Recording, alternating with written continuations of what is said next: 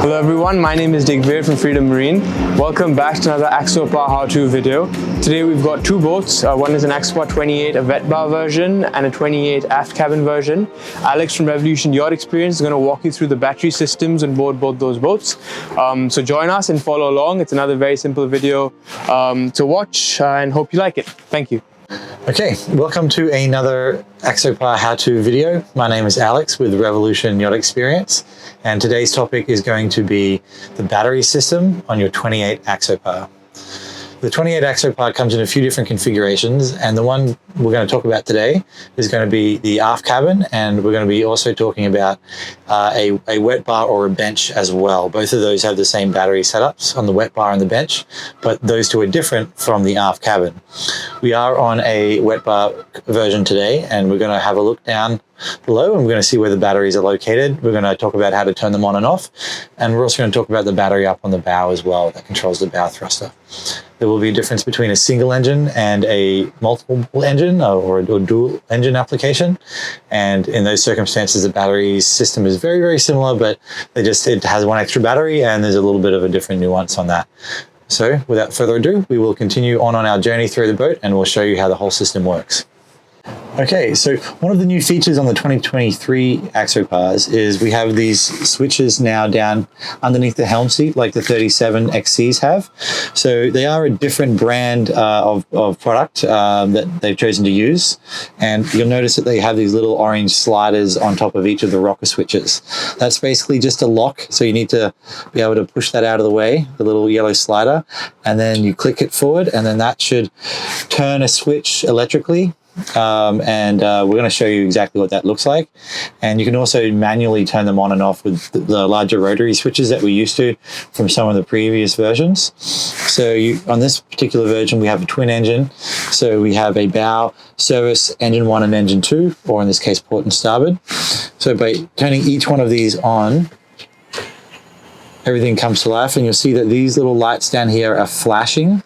The flashing means that the switch is moving, and then when it goes solid it means the switch is latched, and then you have full power available to you on each one of those service legs. Okay, so on the 2023 bench or wet bar version, you're going to find the battery switches lined up here on the port side just below the seating area for the aft seating inside the cabin. And we turned all the switches on remotely from underneath the driver's seat there, and you saw through some videos that we spliced in earlier that these things do move automatically. However, you can move them manually if you need to, and then disconnect them from their batteries. However, I wouldn't bother doing that unless you need to. They work just fine from the switches. There's one more feature here that you can do, and that is to switch it to a manual on. So I need to push them in and turn them over. So I'm in a latched mode, but when I'm in this position, the switches up on the bow, the automatic switches, are no longer relevant. These are now locked in to a latched scenario, right? So they kind of turn into an old school switch at that point. However, unless you really need to have that, I would leave them all in the automatic mode, because it's far easier to just use the switches that are underneath the helm seat, so you don't have to climb back here and do it. It's even more relevant when you're in a cabin version or an aft cabin version, which we're going to show you later, because they're a little deeper back in the boat again. So we'll show you that soon, but next we're going to jump in here and show you where all the batteries are located. In a wet bar and a bench version of a 28 2023, the 3 batteries are located under these seats here. So we're going to pop these up and I'm going to show you where they are. So this is a twin engine application. For a single engine, you're going to have 2 batteries back here, but this is a twin engine, so there's an extra battery for the extra engine. Each engine gets its own battery. So the port side engine, which is back there, as you can see, has its battery located here on the port side. So if we look down into this area, you'll see him located just down there, and he's connected to the battery switch that we just turned on earlier just down here. Right, and then just inboard of that we'll see our main service battery.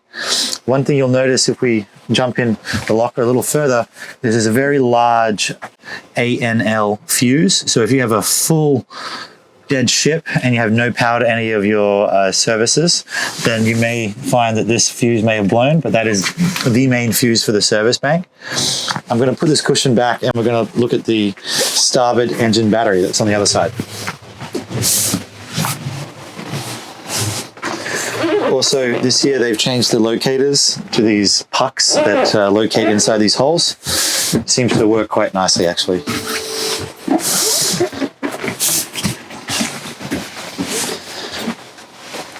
And then down on this side here, on the starboard side, we'll see a starboard engine battery. And just like before, it does hook up to the switch that's over on the port side. And it provides all the power for cranking and running the starboard engine. So we have one more battery to talk about, and that is the bow thruster battery. That's located up in the bow. And there's another switch, another rotary switch that's also automatic, controlled remotely by a switch up here at the helm. And there's a automatic charging relay there that I want to talk about as well. Okay, so up here on the bow is where the last or fourth battery is located on a twin engine, or third battery on a single engine. So it will drive the windlass as well as the bow thruster. There is another rotary switch in here, and I'm going to show you that, also where the battery is located. And then underneath where I'm sitting right now is an automatic charging relay, which will link it back to the service battery so it can get charged when the service battery is also being charged. So we'll pull this cushion and let's have a look.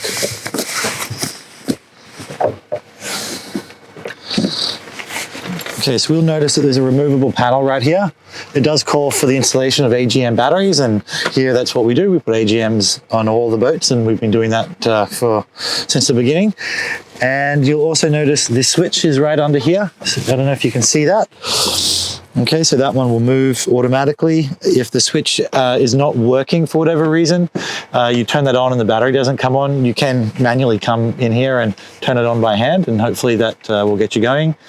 And also, there is a battery charger that's charging all of them, and that's located in and around the corner here, or underneath this locker. So we can try taking this cushion off next to access that. So we'll see just here, we have our battery charger. So that is a 3-bank battery charger that will be charging the start battery for the port side, the start battery for the starboard side, and it will be charging the service battery. So the service battery will be getting its charge from this machine, and then the automatic charging relay is linking the bow thruster battery to the service battery. So that's how it receives a charge, is through the service battery. So underneath me here is going to be that ACR.